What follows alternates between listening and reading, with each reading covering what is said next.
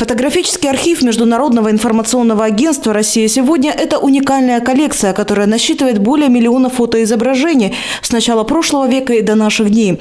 В Севастополь организаторы привезли около 100 фотографий. Каждая из них – шедевр. Обратите внимание на то, как сделаны эти фотографии, на работу военных фотографов. Они шли в бой не с цифровыми камерами.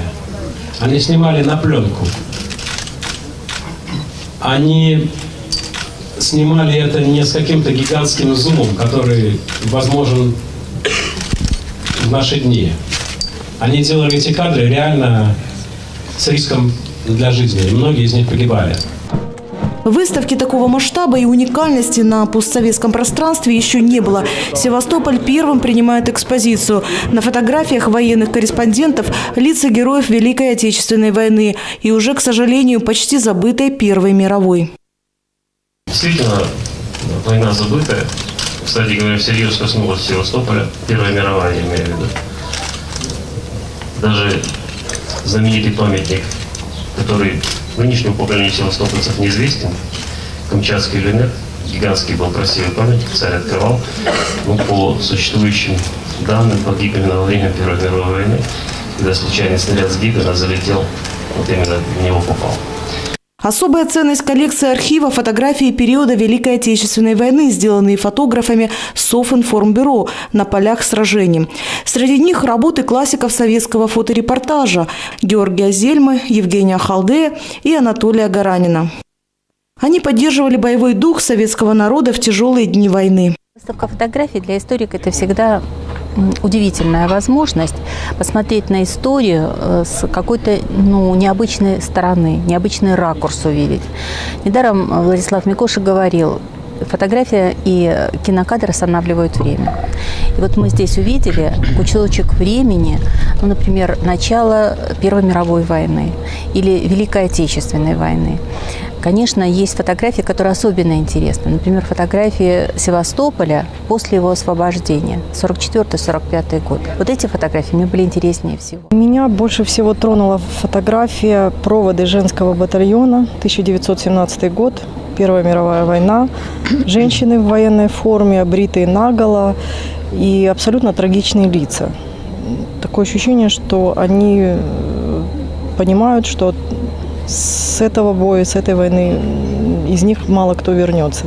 Женщина на войне – это вообще трагедия. Знаете, вообще хочется сказать великие слова почтения тем героям-фотографам, которые фотографии делали. Ведь они в самый разгар боевых действий были на первой линии боя, фронта, получали вот эту информацию для того, чтобы передать ее нам, молодым ребятам, подросткам для патриотического воспитания. Сейчас это очень важно. Мы должны понимать, что нынешняя роль Севастополя для России очень важна. Это патриотизм, это, наверное, третий город в России, столица патриотизма. Те люди, которые снимали в то время, вот ту войну, имея, в общем-то, обычные камеры, это действительно были великие фотографы. И вот меня особенно затронуло вот эти именно фотографии, которые относятся к Первой мировой войне.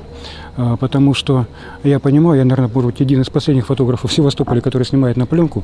Для меня это просто часть моей жизни. И снимая их, я представлял себе, как вот человек, находясь там в этом окопе, сыром, грязным, там, завшивленным, делал эти великие фотографии, поэтому, конечно.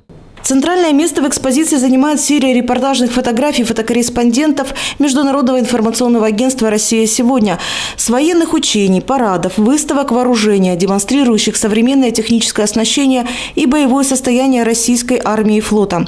Среди посетителей выставки военные корреспонденты, участники боевых действий на юго-востоке Украины. Николай Долгачев освещал события на Киевском Майдане, в Крыму и Севастополе. Недавно вернулся из Новороссии, где несколько недель работал в Славянске, Донецке, Луганске.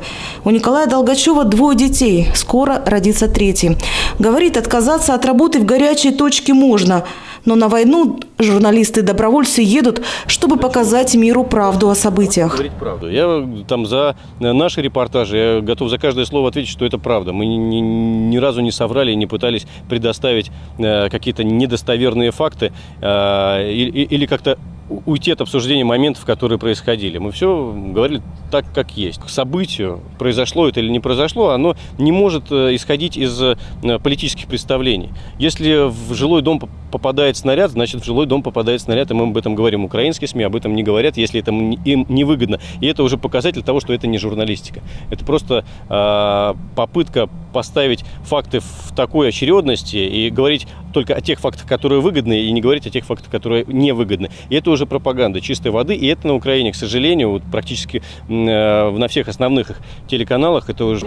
Телеведущий Дмитрий Киселев гордится, что привез выставку в Севастополь «Форпост России», за который он боролся словом, за что был удостоен европейских санкций. Мне кажется, что Севастополь наконец вздохнул свободно. И это главное достижение. Собственно, за это мы все боролись сообща. А санкции – это ничто, это просто труха по сравнению с тем, что мы все приобрели, что приобрела русская культура, русский дух. А это все санкции, это все чушь на самом деле, это не имеет никакого значения. И не имеет значения, что они там сейчас кричат и как они там прыгают. Это не имеет значения. Объективно страна стала на путь саморазрушения, на путь эвтаназии. На Михайловской батарее выставка будет представлена до 4 августа, затем отправится в путешествие по всей России. Маргарита Пронина, Дмитрий Фомин, Севинформбюро.